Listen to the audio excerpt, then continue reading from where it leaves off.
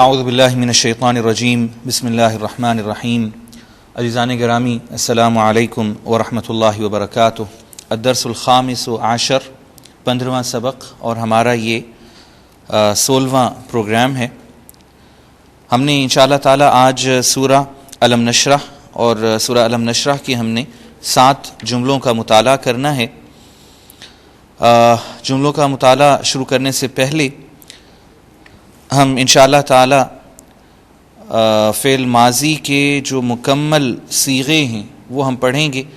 آئیے مانیٹر کی طرف چلتے ہیں۔ آپ کو یاد ہوگا کہ ہم نے گزشتہ سے پیوستہ سبق میں ایک ٹیبل از خود بنایا تھا۔ یہاں پر واحد، تثنیہ اور جمع 2 سے زیادہ، 1، 2 تثنیہ اور 2 سے زائد جمع۔ سب سے پہلے ہم غائب کے صیغوں میں آئیں گے، اور یہ ذہن میں رکھیے کہ یہ فعل ماضی کا فی الحال ٹیبل ہم نے بنایا ہوا ہے۔ پہلے غائب، اس میں مذکر اور مؤنث، پھر مخاطب بھی مذکر و مؤنث، اور پھر متکلم مذکر و مؤنث اس میں اکٹھا ہو جاتا ہے۔ مذکر غائب اگر واحد ہو تو فعل، یہ فعل ماضی کی ہم بات کر رہے ہیں، اس ایک شخص نے کام کیا، فعلا۔ اب یہ مذکر غائب اور 2 تثنیہ کے لیے، فعلو، ان سب نے، مذکر غائب اور جمع۔ اب مؤنث غائب کے لیے ہم کہہ رہے ہیں فعلت، واحد، فعلتا، فعلنا۔ اب مخاطب کی طرف ہم آتے ہیں، چونکہ ہم یہ کر چکے ہیں، ہمارے لیے یہ صرف ایک ریویژن ہے۔ فعلتا، فعلتا تم نے کیا، فعلتما تم دونوں نے کیا، فعلتم تم سب نے کیا۔ یہ مذکر، مخاطب، واحد، مثنیٰ اور جمع۔ مؤنث کی طرف آتے ہیں، فعلتی، فعلتما، فعلتن، اور متکلم مذکر و مؤنث دونوں اکٹھے ہوں گے واحد کے لیے، فعلتو، اور تثنیہ اور جمع مذکر و مؤنث دونوں کے لیے فعلنا۔ یہ آپ نے ٹیبل کو ذہن نشین کر لینا ہے، اور جس طرح ہم نے تجزیہ کیا تھا پچھلے سبق میں، وہ اگر آپ کے ذہن میں ہوگا تو یہ اور بھی آسان ہو جائے گا آپ کے لیے انشاءاللہ تعالی۔ آگے ہم بڑھتے ہیں۔ یہ چند ایسی باتیں ہیں، ٹپس، آپ انہیں سمجھ لیں۔ یہ ٹپس اگر آپ کے ذہن میں ہوں گے تو آپ کے لیے ذرا آسانی ہو جائے گی۔ پہلی بات یہ کہ واحد کے کسی صیغے کے آخر میں جب الف کا اضافہ کرنے سے یا تا الف کا، جیسے فعلا یا فعلتا، اسے تثنیہ کا صیغہ بن جاتا ہے۔ فعلا سے فعلا، یا فعلتا سے فعلتا، یہ آپ کے سامنے آ رہا ہے، یا فعلتما، تامیم بھی اس میں شامل ہو گیا جی۔ اور دوسری بات یہاں پر اہم یہ ہے کہ کچھ صیغوں کے آخر میں حرف تا موجود ہے، اس کی حرکت کی تبدیلی سے صیغہ بدل جاتا ہے۔ یہ جو آخر میں تا آ رہا ہے، یہ آپ کے سامنے ہے، اس کی حرکت اور اعراب کی تبدیلی سے پورا کا پورا صیغہ بدل جاتا ہے۔ اب واحد مؤنث غائب کے لیے ہم کہتے ہیں فعلت، واحد مذکر مخاطب کے لیے فعلتا، واحد مؤنث مخاطب کے لیے فعلتی، اور واحد متکلم فعلتو۔ یہ صرف آپ دیکھ رہے ہیں کہ آخر کے تا کی جو حرکت ہے یہ بدل رہی ہے، اس سے پورا کا پورا صیغہ بدلتا چلا جا رہا ہے۔ اگر یہ آپ یاد کر لیں یا ذہن نشین کر لیں تو آپ کے لیے کافی آسانی ہو جائے گی۔ آئیے اب ہم سورہ انشراح یا سورہ الم نشرح کا ہم مختصراً خلاصہ پڑھتے ہیں، پھر انشاءاللہ تعالی اس کی جملوں کی طرف ہم آئیں گے۔ یہ بھی مکی صورت ہے، اور اس میں آپ صلی اللہ علیہ وسلم کے لیے اللہ تعالی دعوت و تبلیغ کا جو بار ہے، بار نبوت ہے، جس کے بارے میں فرمایا کہ اس نے اتنا زیادہ آپ پر بوجھل وزن ڈالا ہوا ہے کہ آپ کے لیے مشکل ہو رہی ہے۔ ہم نے کیا آپ کا سینہ کھول نہیں دیا کیا آپ کو شرح صدر عطا نہیں کیا؟ کیا ہم نے وہ بوجھ آپ کی کمر سے ہم نے اتار نہیں دیا جس نے گویا کہ آپ کی کمر کو توڑ رکھا تھا؟ کیا ہم نے آپ کا نام بلند نہیں کر دیا؟ یاد رکھیے کہ ہر مشکل کے ساتھ آسانی ہے، پھر یاد رکھیے کہ ہر مشکل کے ساتھ ہم نے آسائش و آسانی کر دی۔ تو جب آپ فارغ ہوں تو اپنے آپ کو تھکا دیں اور اپنے رب کی طرف پوری طور پہ متوجہ ہو جائیں، راغب ہو جائیں۔ عزیزان گرامی، یہاں پر ایک بہت ہی اہم نکتہ جو ہمیں اولیاء اللہ اور صوفیہ حضرات بتاتے ہیں، علامہ اقبال رحمۃ اللہ علیہ فرماتے ہیں آپ صلی اللہ علیہ وسلم ہی کے بارے میں، فرماتے ہیں فارسی میں کہ عبد چیز است عبدہ چیز دیگر، این سراپا انتظار او منتظر، کہ عبد بندہ یہ ایک چیز ہے، یہ ایک مقام ہے، اور عبدہ یہ بالکل ایک علیحدہ مقام ہے۔ عبد وہ انتظار کرتا ہے اس کی رحمتوں کا کہ کب مجھ پر اب جلوہ افروز ہوں گے، کب اپنی رحمتوں کا مجھ پر کرم فرمائیں گے، کب اپنی خاص رحمتیں مجھ پر نازل کریں گے، ہر وقت انتظار میں ہوتا ہے عبد، جبکہ عبدہ ان کا خاص بندہ سراپا انتظار اور او منتظر اس کا وہ انتظار فرماتے ہیں۔ جیسے یہاں فرمایا اذا فرغت، جب یہ دنیاوی آپ لوگوں کو تبلیغ دعوت یہ کار نبوت سے آپ فارغ ہوں تو آپ ادھر آ جائیں، میری طرف آ جائیں، ان کا انتظار کیا جاتا ہے۔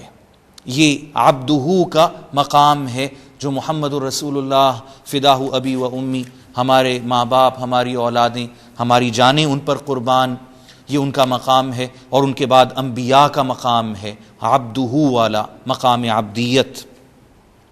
اور اس صورت میں یہ بہت واضح انداز میں اللہ تعالیٰ نے رفعنا لک ذکرک، کہ آپ کا نام ہم نے بلند کر دیا۔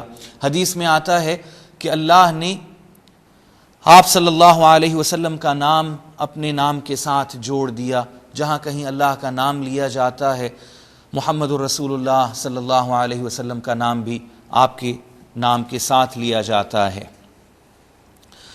عزیزان گرامی، یہ الم نشرح لک صدرک، یہ دراصل قرآن میں حضرت موسیٰ علیہ الصلاۃ والسلام کی جو دعا ہے سورہ طٰہٰ میں جو مینشنڈ ہے، رب اشرح لی صدری ویسر لی امری واحلل عقدۃ من لسانی یفقہوا قولی، یہ دراصل آپ اور طرح سے یوں بھی سمجھ لیں کہ محمد الرسول اللہ صلی اللہ علیہ وسلم کو یہ بغیر مانگے یہ عطا کر دیا گیا۔ آئیے اب ہم ان جملوں کی طرف آتے ہیں اور انہیں یاد کرنے کی کوشش کرتے ہیں۔ یہ خلاصہ یا بیک گراؤنڈ ہم لوگ اس لیے پڑھتے ہیں کہ جب سورت ہم پڑھیں گے تو اور یاد کریں گے، خلاصہ ذہن میں ہوگا تو یاد کرنے میں آسانی ہو جائے گی انشاءاللہ تعالی۔ بسم اللہ الرحمن الرحیم۔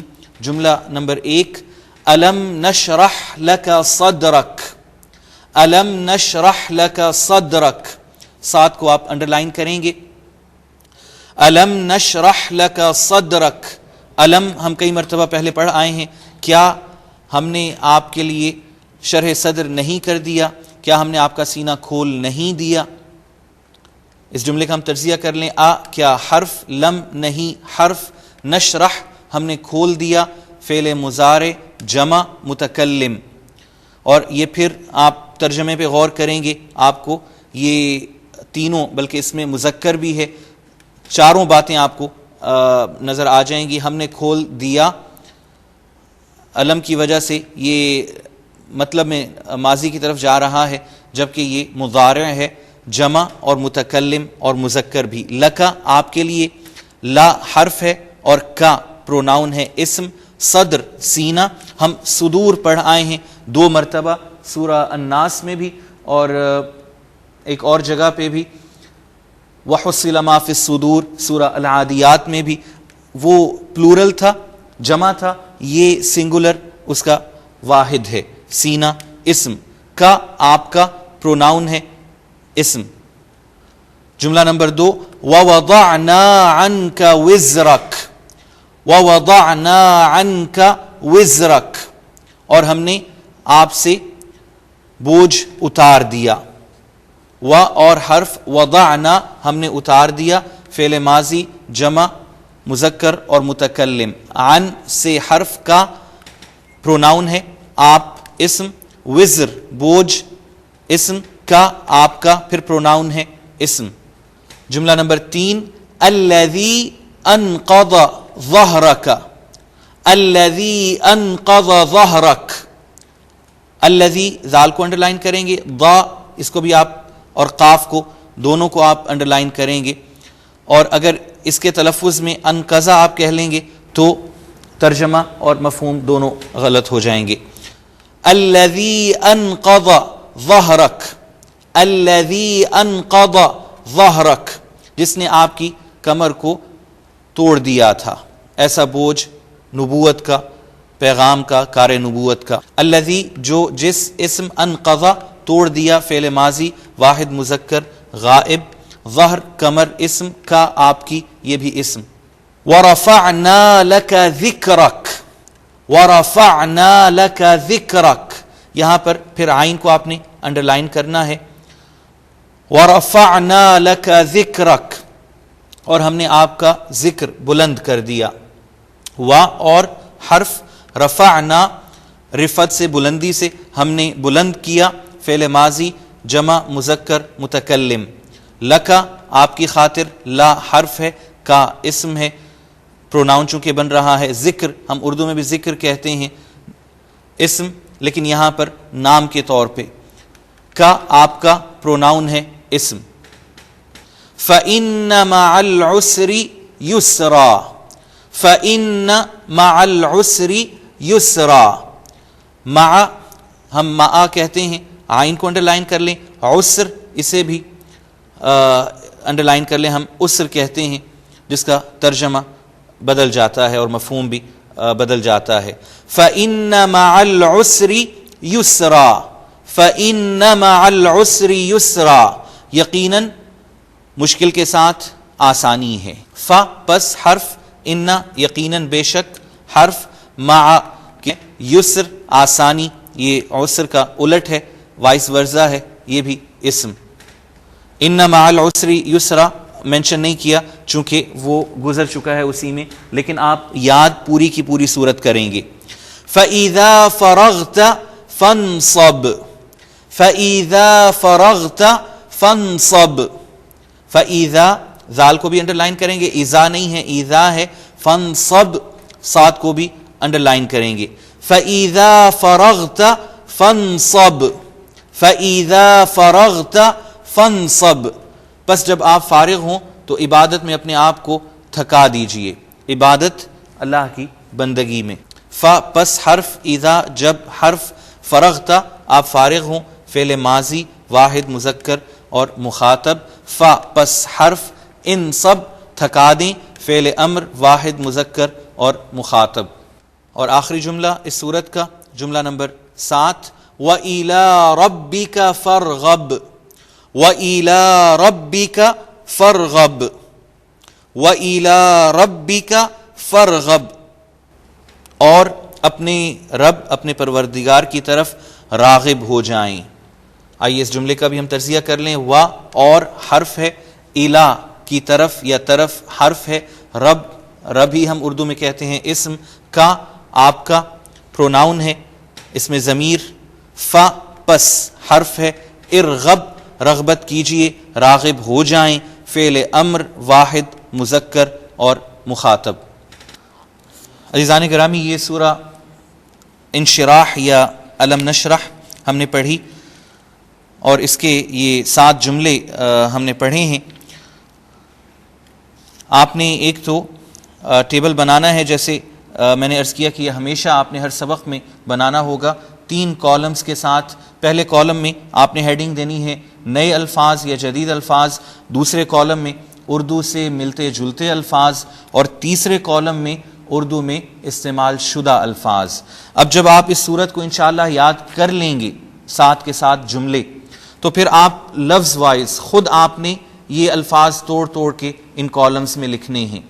کہ جیسے الم نشرح لک صدرک، اگر آپ کو پہلے سے یاد ہے، ارأیت میں بھی ہم نے پڑھا، الم تر کیف فعل ربک بھی اصحاب الفیل میں بھی پڑھا، کئی جگہ پہ آ گیا، تو اسے آپ چھوڑ دیں کہ آپ کے لیے اب نیا لفظ نہیں رہا. الم نشرح، اب شرح صدر، شرح ہم اردو میں بھی استعمال کرتے ہیں، تو یہ پھر دوسرے کالم میں آ جائے گا اردو سے ملتے جلتے الفاظ. لکا، آپ کے لیے، لا اور کا یہ دونوں ہم پہلے پڑھ آئے ہیں، لہٰذا آپ کے لیے نیا لفظ نہیں ہے. صدر کا، صدر، یہ صدور ہم پڑھ آئے ہیں، لیکن پھر بھی اگر آپ کو تھوڑا مشکل لگے تو اردو سے ملتے جلتے الفاظ سینہ. اسی طرح آپ نے یہ پورا کا پورا ٹیبل پر کرنا ہے پوری صورت اور اس کے الفاظ کے ساتھ، اور پھر آپ نے اس کو ٹیلی کرنا ہے جو آپ کے پاس موجود ہے یہ ٹیبل، کہ آپ نے کہاں کہاں غلطی کی ہے. اس کے علاوہ آپ نے ایک اور مشق یہ کرنی ہے کہ تثنیہ، جمع، واحد اور تثنیہ اور جمع کا آپ نے ٹیبل بنانا ہے، اور گزشتہ جتنے اسباق ہیں اس کو آپ نے حل کرنا ہے بیٹھ کے، واحد، تثنیہ اور جمع کہاں کہاں مینشن ہوئے ہیں.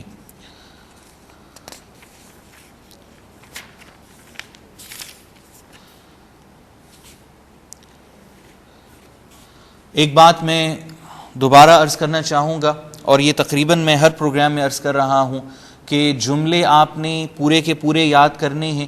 جب ان کا مفہوم یاد کریں گے تو آپ نے الفاظ کا ترجمہ یاد کرنا ہے، پھر پورے جملے کا با محاورہ نہیں بلکہ ہر لفظ کا جو علیحدہ آپ کو ٹیبلز میں نظر آ رہے ہیں آپ نے وہاں سے یاد کرنا ہے.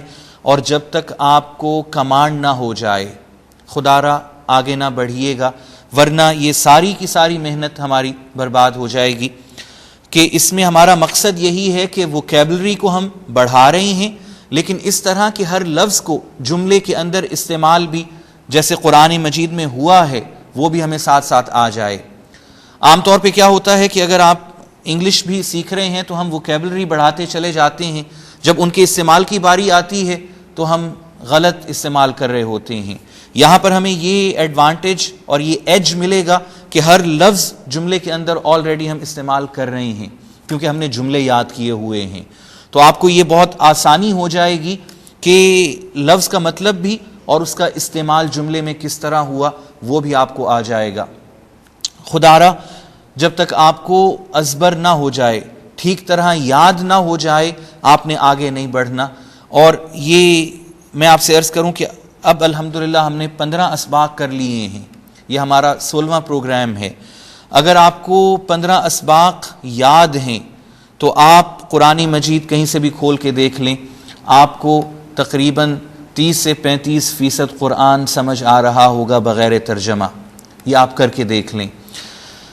اللہ تعالیٰ سے میری یہی التجا ہے، یہی اللہ سے دعا ہے کہ اللہ تعالیٰ ہمیں قرآن مجید پڑھنے کی صبح ہو، شام ہو، رات ہو توفیق عطا فرما دیں، اور اللہ تعالیٰ ہمارے لیے قرآن مجید کو باعث ہدایت، باعث نجات بنا دیں. قرآن فہمی ہمارے لیے آسان بنا دیں، ہمیں قرآن والا بنا دیں، ہماری نسلوں کو بھی قرآن والا بنا دیں. والسلام علیکم ورحمۃ اللہ وبرکاتہ. ناظرین، ابھی آپ نے پروگرام آئیے قرآن پڑھنا سیکھیں کا لیکچر نمبر 16 ملاحظہ فرمایا. اب آپ کے سامنے اس لیکچر سے متعلق سوالات پیش کیے جا رہے ہیں. ان سوالات کے صحیح جوابات دینے والے ناظرین کو کیو ٹی وی کی جانب سے کورس کے اختتام پر سرٹیفکیٹس دیے جائیں گے. سوالات یہ ہیں. سوال نمبر 1، واحد کے کسی صیغے الف کا اضافہ کرنے سے کون سا صیغہ بنتا ہے؟ اے تثنیہ کا، بی جمع کا، سی دونوں کا. سوال نمبر 2، اگر تا پر جزم ہو تو کون سا صیغہ ہوتا ہے؟ اے واحد مؤنث غائب، بی واحد مذکر مخاطب، سی واحد مؤنث مخاطب. سوال نمبر 3، اگر تا پر زبر ہو تو کون سا صیغہ ہوتا ہے؟ اے واحد مؤنث مخاطب، بی واحد متکلم، سی واحد مذکر مخاطب۔ سوال نمبر 4، اگر تا پر پیش ہو تو کون سا صیغہ ہوتا ہے؟ اے واحد متکلم، بی واحد مؤنث مخاطب، سی واحد مذکر مخاطب۔ سوالات ایک مرتبہ پھر سن لیجئے۔ سوال نمبر 1، واحد کے کسی صیغے الف کا اضافہ کرنے سے کون سا صیغہ بنتا ہے؟ اے تثنیہ کا، بی جمع کا، سی دونوں کا۔ سوال نمبر 2، اگر تا پر جزم ہو تو کون سا صیغہ ہوتا ہے؟ اے واحد مؤنث غائب، بی واحد مذکر مخاطب، سی واحد مؤنث مخاطب۔ سوال نمبر 3، اگر تا پر زبر ہو تو کون سا صیغہ ہوتا ہے؟ اے واحد مؤنث مخاطب، بی واحد متکلم، سی واحد مذکر مخاطب۔ سوال نمبر 4، اگر تا پر پیش ہو تو کون سا صیغہ ہوتا ہے؟ اے واحد متکلم، بی واحد مؤنث